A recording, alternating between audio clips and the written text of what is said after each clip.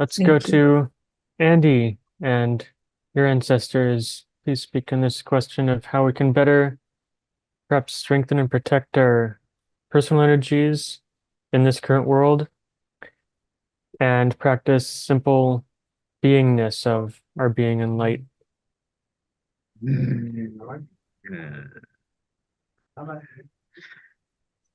Giác quan tà sẵn có, có nó hóa thì sẵn có, gian tà sẵn có.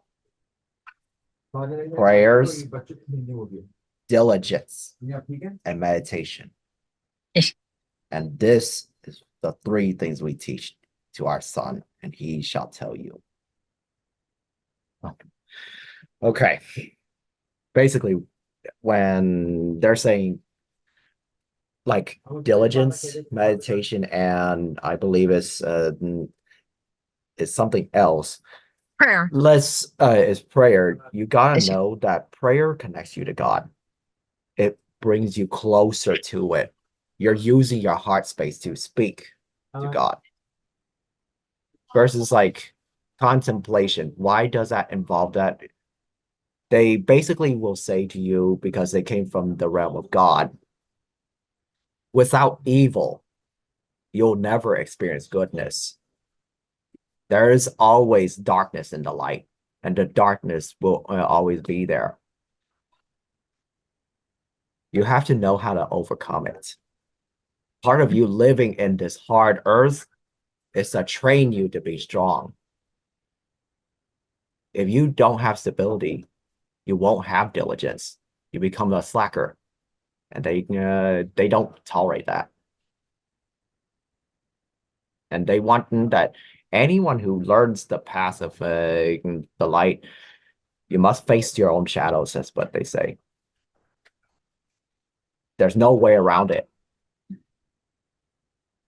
Is there anything else you can add to perhaps a practice or something that people can do to access their inner being and practice beingness as a being of light? A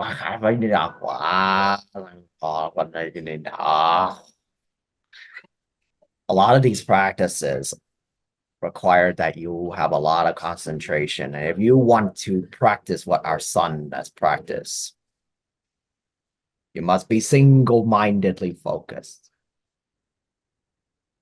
One of the things we train him,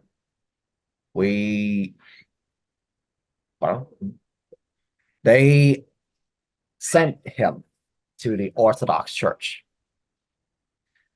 We've trained him as you breathe in, we say, Lord Jesus Christ. As we retain that breath, he remembers Son of God, the heaven of God.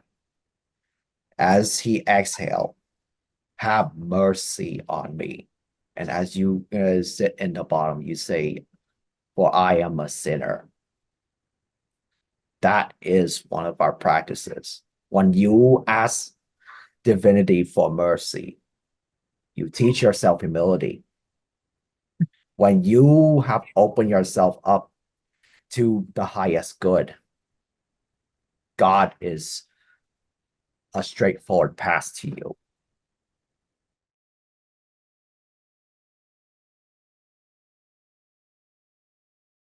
So for now, I'd like to open up to group Q&A. Looks like we're still joined by Bill. Bill, if you have any questions, anything you'd like to ask Andy or A'Lana about channeling or anything they do, or any other personal questions, then you're free to do so at this time. I have no personal questions. I'm here just to learn new things, and I have a person that I deal with every week that she channels different alien species and God, and whoever needs to talk to me about how I can better myself as a being and the things that I need to do in my life. So I'm pretty well set right now. But like I said, I'm just here to continue my learning and become a better person. Bill, do you have anything that is just in your mind now, like a curiosity about anything that's been shared so far?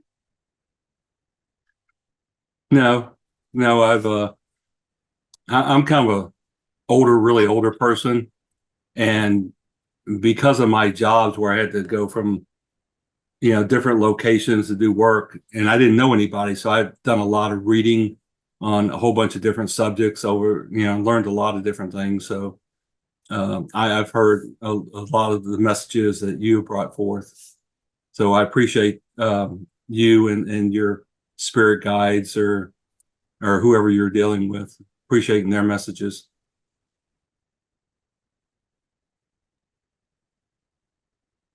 That all sounds very good, Bill. Um, I had another question that perhaps those who are still watching the video on YouTube might benefit from, or I'm sure that I know that everyone here, of course, knows about channeling and has experienced it, but perhaps we can just talk about sort of what we understand channeling is, each of us, and answer or demystify, I guess would be a good word, the question some other people would have who don't understand this of if channeling is safe, if it opens us to maybe possession from demons and dark spirits or not. And yeah, let's start with that question.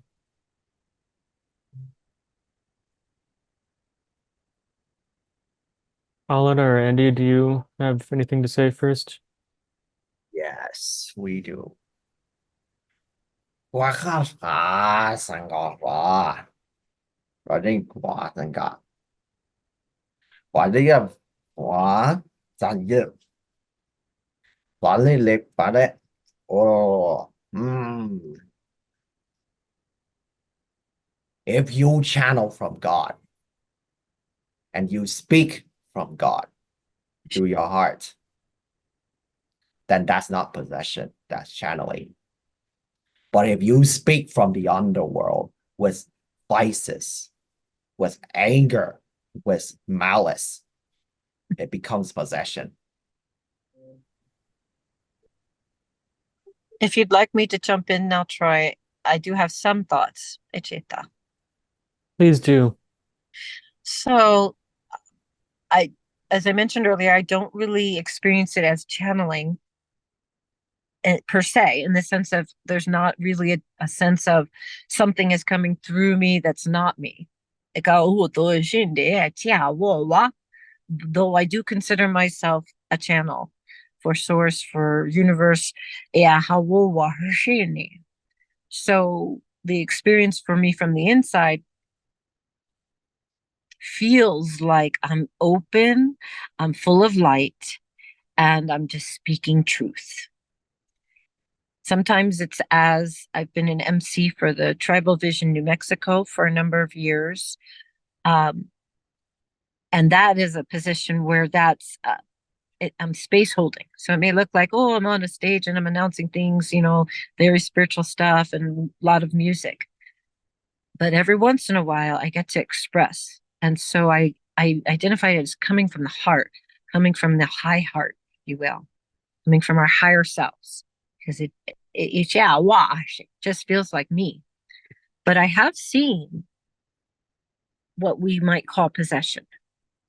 And I've seen the confusion it can cause in close people afterwards, especially if they mistake the thing that came through them as themselves. So when it comes to dealing with channeling per se, my recommendation, and this is going to be a general recommendation from me anyway, as we go forward into our spiritual awakening, and that is to practice our discernment. So discernment in this case requires us to ask questions and to sort of suss out the truth of the matter. That means going within and really knowing ourselves. So anything that we can do to practice, and meditation is an excellent one, being in nature, activating our gifts and creating, singing, dancing, art, however we find that most beneficent. Finding out who we actually are will then also inform us who we're not. So if anything were to happen that's not us, we would know immediately or feel it immediately. This is where discernment is important, because sometimes there are what I would call entity interference. I typically won't use the word demon, because we can use that. We can say demon possession or possession in general. But I like taking away the charge of thinking of it as something super dark or making that judgment call. So entity interference for me is a little more neutral of a way to describe this similar phenomenon. And I would say that a lot of these entities, there were grids that were cleared for years on the planet, and lots of people, lots of spirit folks were activated to help with this process.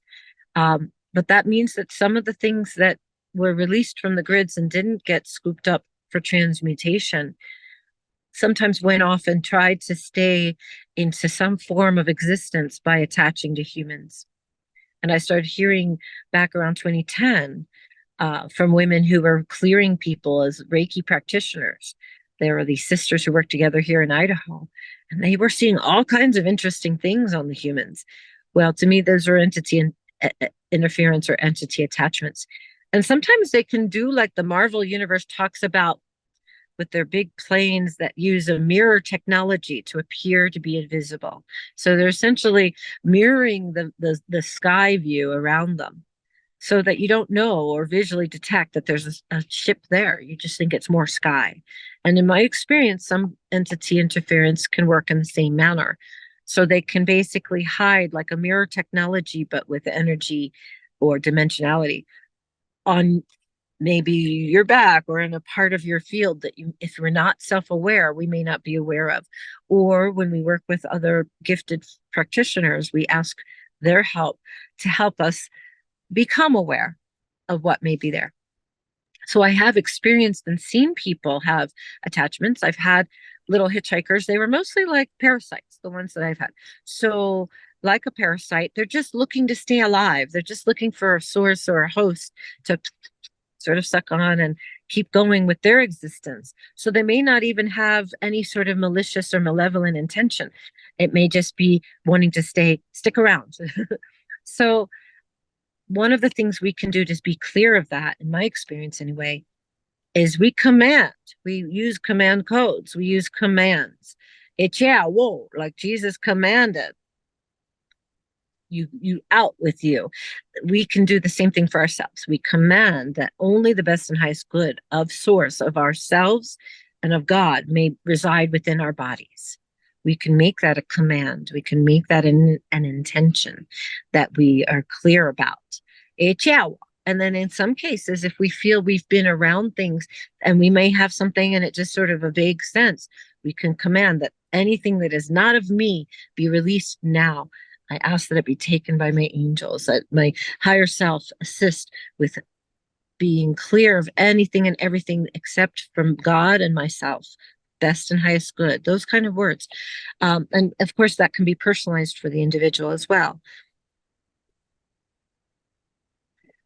Thank you so much, A'Lana. That was a beautiful answer, and that actually answered the other question I was going to ask very intricately too. I was going to speak on this topic of entity attachments and leeches and parasites. And I've been kind of dealing with this, not so much on myself, but helping other people remove these. And I'm working with a couple of clients too who are seemingly maybe heavily, very heavy attachments. Anyway, so of course those can be removed, but then I know that entity attachments and energy parasites can come in many different forms. Some, I know, higher level demons can actually attach themselves to certain individuals, especially with mental health disorders. and they're really attracted to that sort of thing because that becomes a pattern that they can then feed off of when that gets triggered or when they have an episode of whatever they have. And then they feed off of that negative energy and they just follow that person through life, and people see them as sometimes getting worse and progressing with their mental health condition. And then the demon likes that because then they gradually, if the person is not careful and if they can't be freed, perhaps with the help of someone else, then that demon can actually end up claiming their soul by the end of their life if they start to get worse and worse. I've heard of that happening, and I am hoping to perhaps help a person or two who seems to have that. Anyway, I was going to also. I'm so sorry to jump in, but there's something that came through, and so for me, I'll feel it in places. I felt it in my crown chakra when you started asking about entity interference, and you mentioned higher or larger or older. I don't remember the word demons. What I can also say that I've had experiences with through others, working with others, sometimes these larger attachments, the bigger ones, they're not just from this lifetime. Mm-hmm. And in my experience, it's often trickery through which, so on some level, in my understanding anyway, in my experience, on some level, there's an agreement that has happened at that point. So if we're talking about the larger ones, that means on some level, the person who is afflicted with this large attachment has made a deal with the devil, so to speak, or an agreement or a contract. Now, often this has been done through trickery. By trickery, I mean, so say if a person felt very vulnerable and had been through trauma and needs a protector, this thing may show up as a protector. And this is where discernment becomes very important as well, because sometimes things can pretend to be something they're not, can pretend to be an ascended master or an angelic guide. So that's where our discernment really comes into play, where we learn to discern, where we practice and really, really, really chew on things to find out the truth of it. That being said, with these older attachments, it's going to, in my experience, require an agreement to break it. So that means A, the person who's afflicted needs to be aware that there is an entity involved. B, they need to ask for the entity to be removed, because there may be some people who actually enjoy what they perceive as either power or protection that they're getting from this. So they're getting something out of that exchange. So for instance, when we are acting from our own power, we can literally easily help someone be rid of a parasite. That someone who has the parasite needs to be willing. We get to wait for that ask. So they get to ask us. We could broach the subject, but if they either A, deep down enjoy having that attachment, or part of them has come to enjoy maybe the sense of power or the sense of that they can't be defeated or whatever they're getting from it. Usually there's some sort of takeaway that they are feeling like is a benefit. So there really is, in my experience, a requirement that the person who's afflicted gets to ask and be aware of that this is attachment that isn't them. So if they are under some sort of confusion about that, then we need to find clarity first for them and ask that they find clarity and assist with that process as well. And it may require a team, and we all have teams of light to call upon to assist with entity removal or attachment removal of parasites. If it's a bigger one, it's going to require the host, so to speak, agreeing. And we can make declarations and use our command codes in that way as well. We can command that all contracts be nullified now. Mm-hmm. We are clear of all contracts that we have maybe agreed to unconsciously even, or we're tricked into. Doesn't matter. We can clear the decks now. Once we step into our power, we can then make those declarations. And then as facilitators, you and I and Andy and Dante, we can then assist with that person removing any unwanted entity interference at that point. But it does require consciousness, and then we can command it to be gone. Exactly. Thank you, Alana, for bringing that through. As an angelic Reiki practitioner, I have an 8-step really 8-level affirmation process that I read sometimes to myself and will have my clients read that too. It's an affirmation or set of affirmations that powerfully on like 8 levels of their being and team um, make sure that they're only of 100% pure light and sovereignty. Sovereignty is important.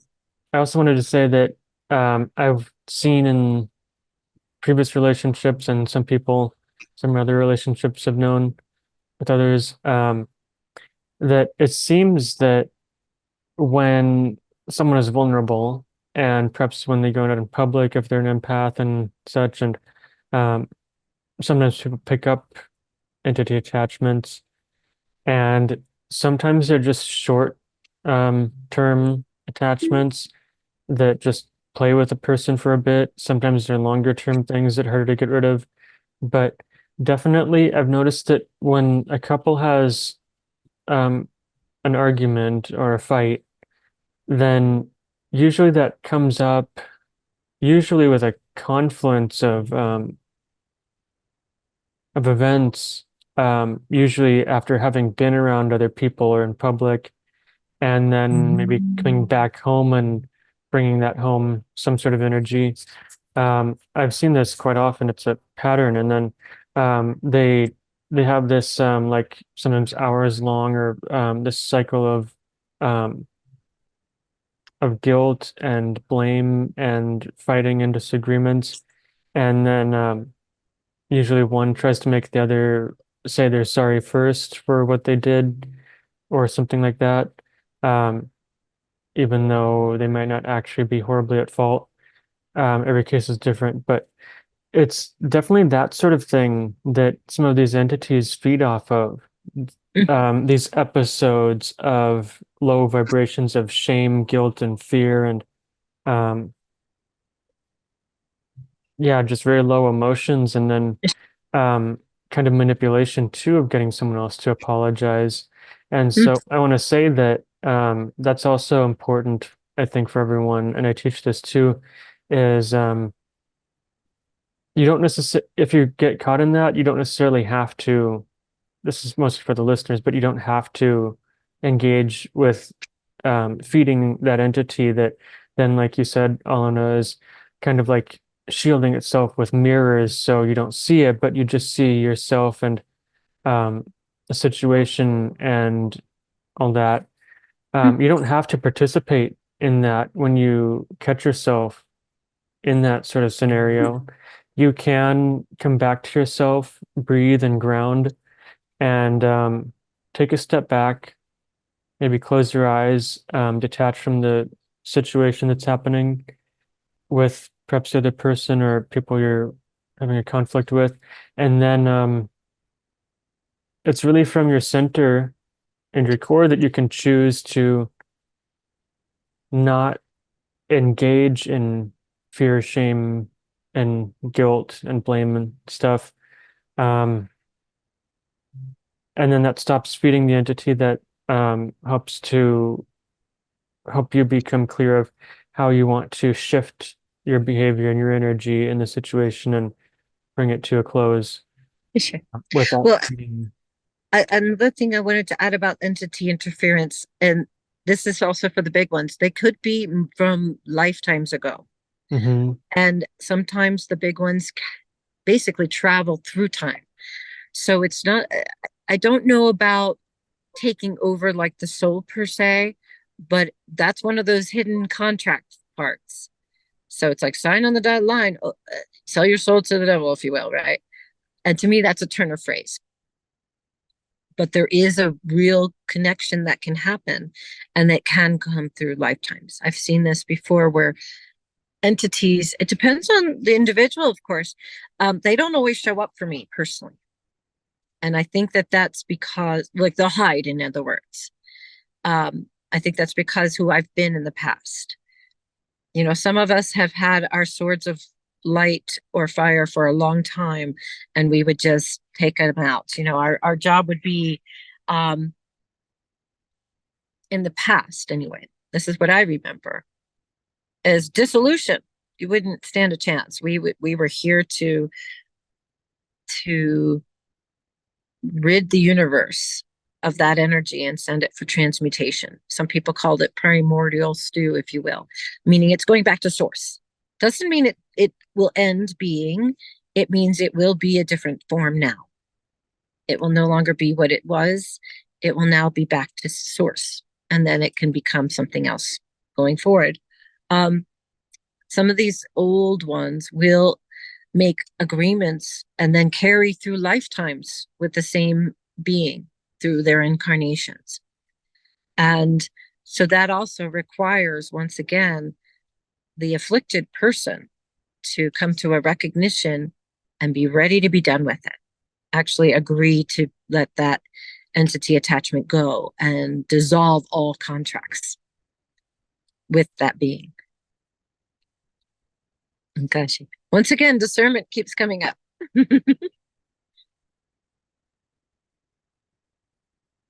Chihuahua.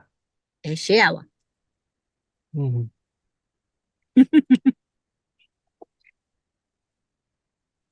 Bill, do you have anything to add or say at this time? No, I have nothing. Troy, you mind if I think I might have to elaborate on what my family was talking about? So basically, Please do. in Ayurveda, there are three phases of mind that you need to be aware of. It's called sattva, rajas, and tamas. Everybody know what sattva is. Your connection to God is one of them. Your ability to tell the truth, to uphold righteousness, doing the right things. Those are sattvic qualities. There's an old saying, you hang around with thieves, you become a robber. You hang around with scholars, you become a sage, or you become a philosopher. This is directly from China, from my lineage. They basically like who, if you choose to be crooked, you will attract others who are crooked just like you. Just like you attract demons. In order for you to attract demons and be possessed by demons, you must have engaged in so much tamas. That means like evil doing, like you lie, you steal, you kill, commit adultery, you name all the above. Uh, you eat very toxic food that poisons your body. You engage in wrong livelihood. Those are the stuff that really get you involved with demons. Like that's because like demons, they feed off of that type of behavior. They know that they like that about you. That's why they come to you. You want to be around saints and you want to know if your channeling led to the point where you become less and less like a human, but more like a saint. Look first within you. Do you have a lot of worries in your life? How are you with other people? Do you spend time, do you have more time to do things that you want? Or are you always distracted? You always run around and trying to figure things out. If it's running around, that's not sattva. That's not even tamas. That's rajas. That's movement. A human, an animal, and any other beings that are like right in the middle, they have a lot of rajas, and especially humans. Because humans, like, we're right in the middle between God and demons. That's it. Between God and animal. And so we have a lot of rajas in us. But if we can control that, we will ascend.